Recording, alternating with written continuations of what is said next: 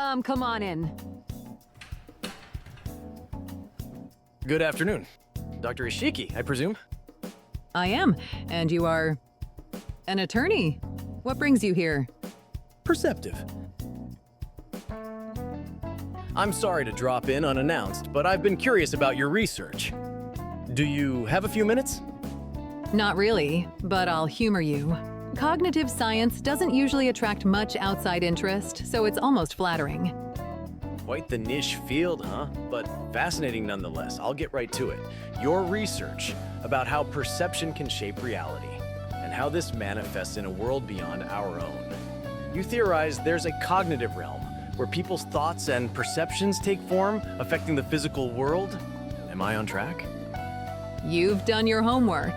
Yes, I believe humanity's collective unconscious physically manifests in a world within our subconscious. But I'm curious, why would a lawyer be interested in such speculative work? Doesn't seem very legal. Fair point. Let's just say lately my line of work has brought me closer to your field than I ever expected. Do you have any solid evidence to back your theory? As I said, it's speculative. If I had proof, I wouldn't be stuck in this old lab. I'd be on the world stage.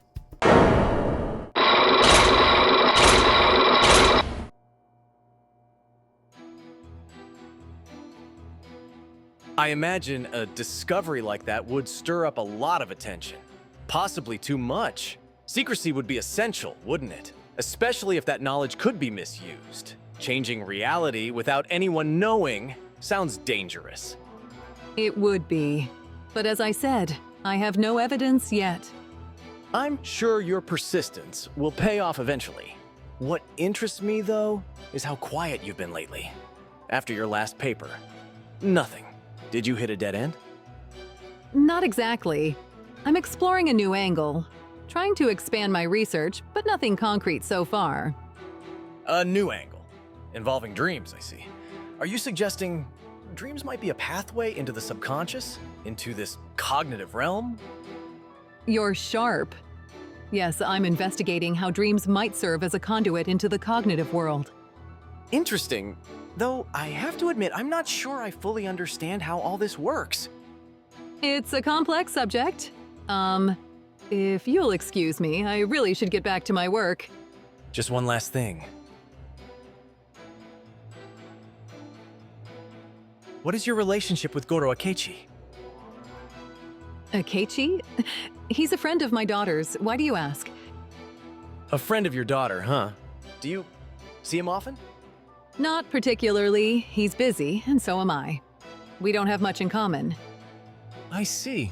It just strikes me as curious. Your sudden focus on dreams when reality itself seems to be bending in strange ways lately. Goro Akechi has mentioned it publicly, how reality may not be what it seems. And in my work, I've encountered cases of people waking up from altered perceptions. I believe there's a connection. What are your thoughts? I don't know exactly what you're implying. Let me be blunt. I suspect someone has found a way to manipulate this cognitive realm, possibly through dreams, and in doing so, they've altered our reality. That's quite a claim. What are you basing this theory on? Akechi himself. I confronted him about these discrepancies, and while he was guarded, he didn't deny knowing about your research. In fact, he once suggested to the police that reality itself might be altered, explaining the contradictions in my cases. Does this man look familiar? No, I don't recognize him. Who is he? Iwao Amari. He thought he was Akechi's boss managing a detective agency, but last month, he was arrested after trying to break into what he believed was his father's apartment in the Ministry of Home Affairs building. Only his father wasn't a minister. He was a janitor, and he died 10 years ago. Imagine that. For 6 months, this man believed he had a life of status and importance, only to wake up one day to find it was all an illusion. A tragedy, really. What do you think happened to him? It's possible his perception was altered. Somehow. But I'd need to examine him to know more. I thought you might say that, but you agree. His perception was probably changed. And what's fascinating is that this all happened on the 2nd of October. Do you remember what you were doing that day? I was working, I imagine. The days blur together. Really? Because that night, Sojiro Sakura filed a police report. He was concerned when you didn't return from your lab. Apparently, you spent 2 nights in a row here with your daughter. Well, you know how it is. Time slips away when you're buried in research. But, Futaba-chan was with you, wasn't she? Yet she didn't contact Sakura-san either, which left him rather worried. She can be quite focused when she wants to be.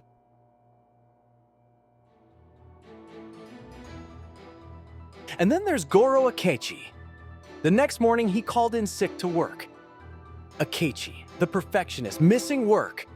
Doesn't quite fit his character, does it? Everyone has their off days. True, but the timing is too perfect, don't you think? Amari's breakdown, you and your daughter too busy with something related to your research on dreams, Akechi missing work, all on the same night. Coincidence? Well, what if it is? Then I'd say, you're lying, Dr. Ishiki. That's a bold accusation. For a man with no evidence. Oh, but it isn't baseless. You see, I don't give up when I'm onto something. And the police? They can be quite resourceful when necessary. I asked them to check your lab surveillance footage from the nights of October 1st and 2nd. You weren't seen. So, Dr. Ishiki, if you never entered this lab those nights, where were you? In the company of a certain young detective, maybe? Perhaps monitoring his dreams? It's unfortunate you've been so guarded. I believe our interests align more than you think. If Akechi, or anyone else, has truly figured out how to manipulate perception, then it confirms what I've been suspecting. Reality itself is being altered. And if that's the case, people deserve to know. They deserve a choice. Or are you suggesting that manipulating minds, brainwashing, is acceptable? No, of course not.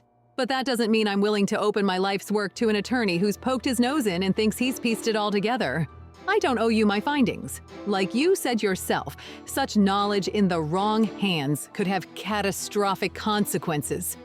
Why should I trust you? Because Akechi-san trusts me. Despite his guarded nature, Akechi led Iwao Amari to me after his breakdown. He wanted me to hear Amari's side of the story, to understand what's really going on. Akechi must know I won't give up on finding the truth. He trusted me with this, and he's been deep in all of this from the start.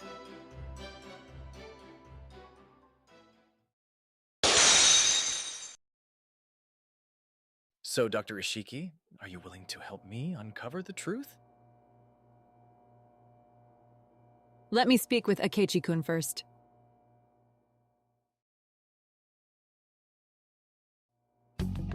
Damn, that lawyer is sharp. He certainly lives up to his reputation. Apparently, he's a big fan of the Steel Samurai. Isn't that a children's show? Guys, focus. After Phoenix Wright's visit, I've been thinking more deeply about why some of us are able to see these discrepancies, while others, most of the population, in fact, are completely oblivious. It's, well, not entirely surprising, scientifically speaking. Go on. How is it possible that so many people simply ignore the blatant contradictions in Maruki's reality? The mind has built-in mechanisms to avoid discomfort. In cognitive neuroscience, we call it cognitive dissonance avoidance. When people are faced with conflicting information, their brain chooses the simpler, less distressing narrative to maintain emotional equilibrium. It's a survival instinct. The brain prioritizes comfort over truth. So basically, the human brain is lazy. In a way, yes. It's not that people are inherently lazy, but that the brain is designed to conserve energy. When the brain encounters something it can't easily explain, it either ignores the contradiction or reinterprets the information to fit the existing narrative. In Maruki's world, people are blissfully happy, so any hint that their happiness might be built on a lie, it's brushed aside without a second thought. But why would that not apply to Wright? Why are people like you, the attorney, and Futaba able to recognize these paradoxes while the rest of the world is complacent? The key difference may lie in neuroplasticity, how our brains adapt over time. People who actively pursue truth, like scientists, detectives, or hackers, train their brains to reject simple answers.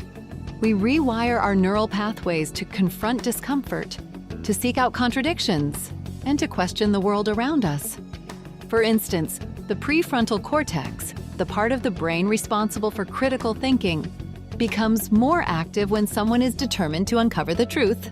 It can be trained. So, the brain's neural pathways can literally change based on how we choose to think. Precisely. People like you, right, Futaba, and even myself, we've spent years rewiring our brains to spot inconsistencies. It's like a muscle. The more you use it, the stronger it becomes. On the other hand, most people, well, they've spent their entire lives reinforcing their brains to prioritize comfort and coherence. That's why they don't notice anything wrong. It's a bit unsettling. It means that people like Sai-san, who I always thought was committed to finding the truth, is deep down more interested in being blissfully happy. She was confronted with these contradictions many times, but she ignored them. It's only human, isn't it? Sei loves her family, her sister, her father, but maybe this right guy is only happy when he pursues the truth. Like, you. Ha, maybe. But what about Maruki's control?